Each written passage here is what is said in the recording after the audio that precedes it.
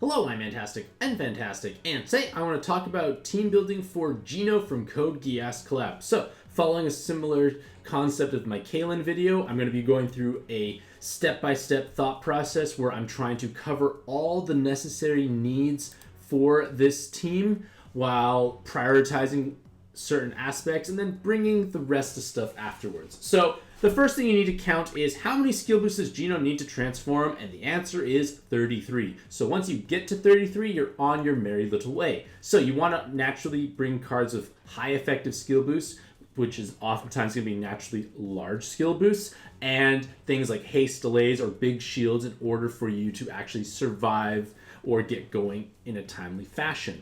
So their active skill when they do transform does give haste, so if there are slower people, that will get up and going at least.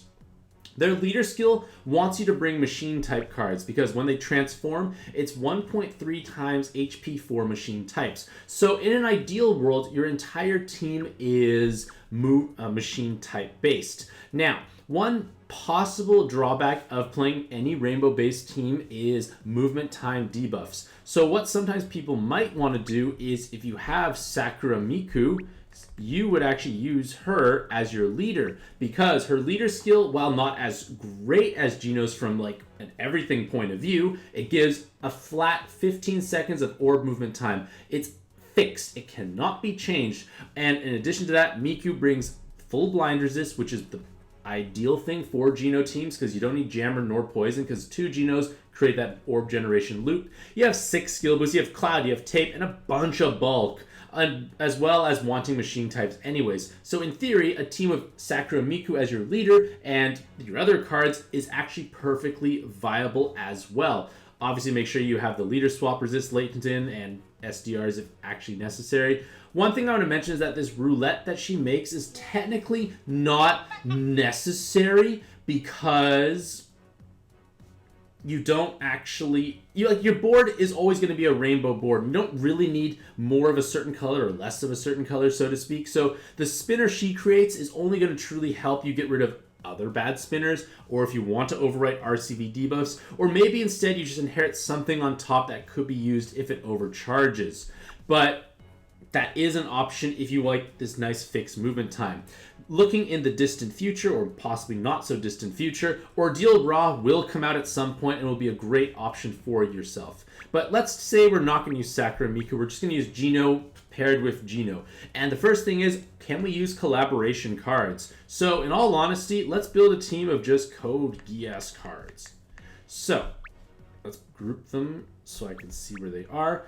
And things that are helpful. Remember, like I said, that movement time problem is something that can be completely overcome with Rose and Ash. Because Rose and Ash has their potential for 6 skill boosts, plus 2 more is 8. Their active skill gives you a movement, an attack buff, an RCV, and a movement time buff on a 3-turn cooldown with penetration, which may not be needed because you tend to run VDP latents.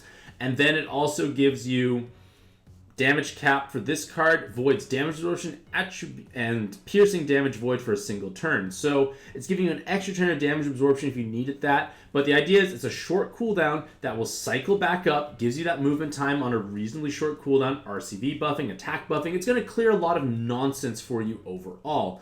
Furthermore, they are need a machine type, so you probably want to inherit something on top that gives a machine type. So I'm just going to stick on Rose and Ash because it's going to cover a lot of problems.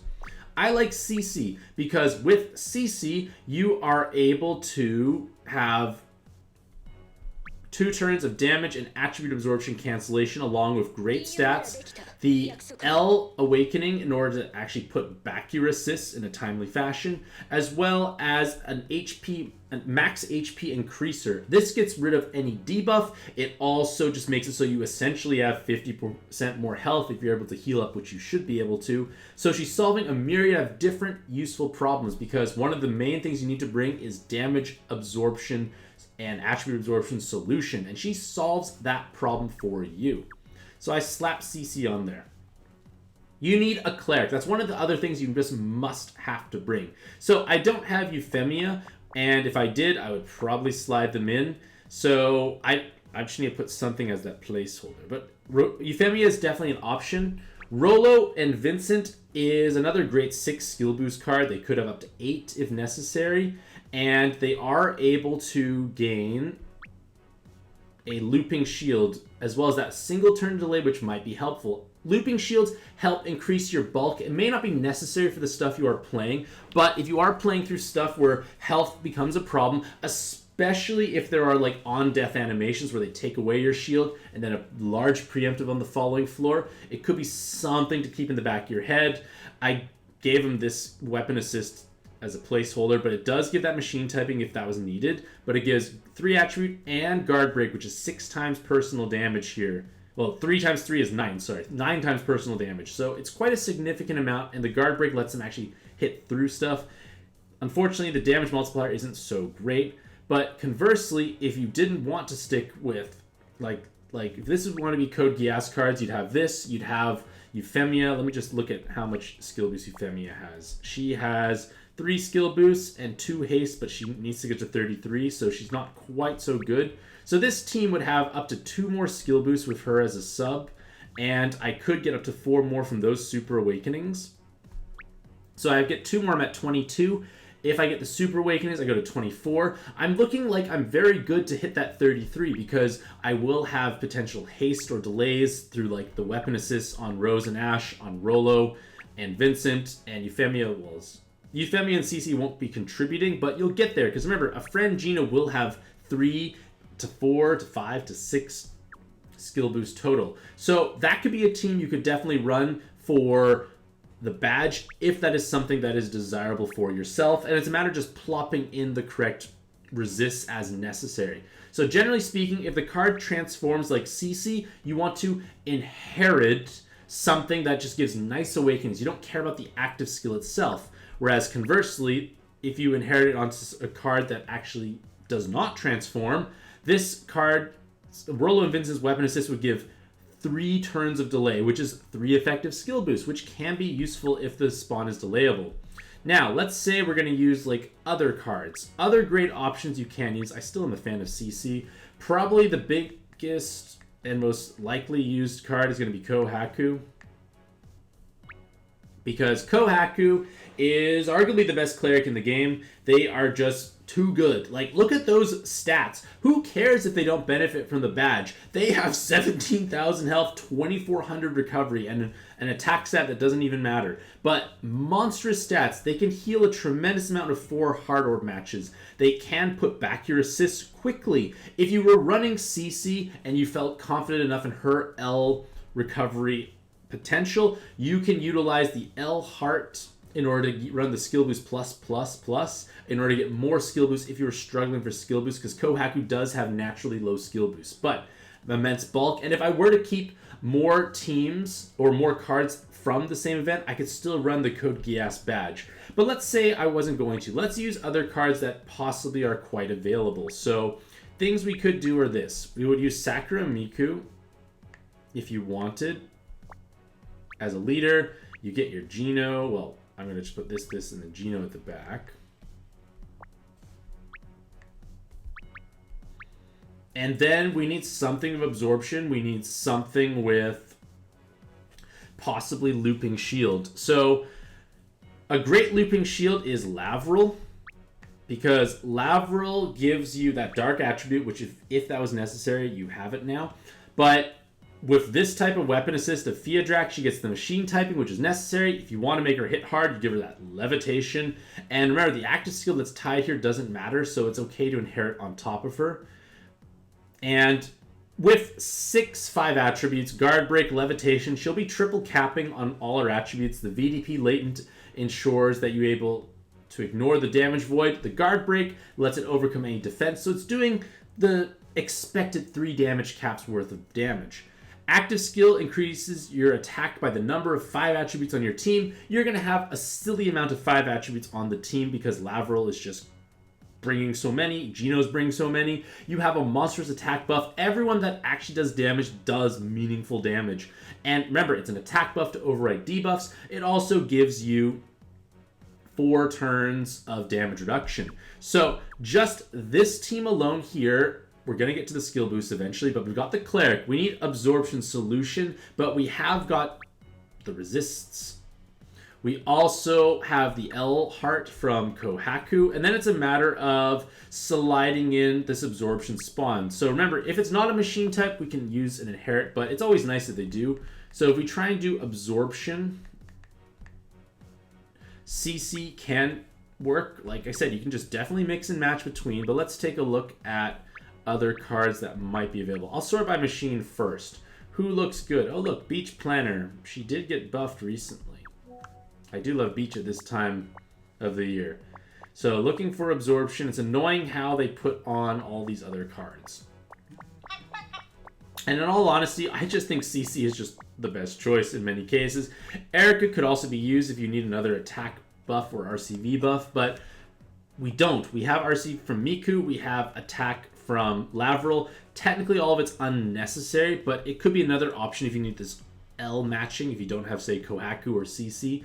But I'm, like I said, just a fan of CC. And CC is not machine yet, but when she transforms, she does become machine, so don't worry about her typing at all. So from this team here, we would have 19 skill boost. We need to get to 33, but remember, I could inherit big stuff on top. So let's put this on here. I would put in, say, the vase. We'll just try and see how many skill boosts we get up to. So we're going to use the regular badge because we have too many non-collaboration cards in this case here. So we take a little look-see. Our friend Gino will say has the same weapon assist. We'll just say they have it. So they have 4 skill boosts coming from friend. I get up to 25. 25, not quite there yet. We need to get to 29. 29 is the true goal because at 29, Kohaku comes up, which is 4 turns of haste. 29 plus 4 equals 33. And then 33 is Gino. We're good to go. So we need to get ourselves 4 more skill boosts. So Sakura Miku, whatever she inherits, could bring haste, delay, or whatever necessary to get yourselves going. And then CC could inherit something on top that just gives a skill boost at the very least.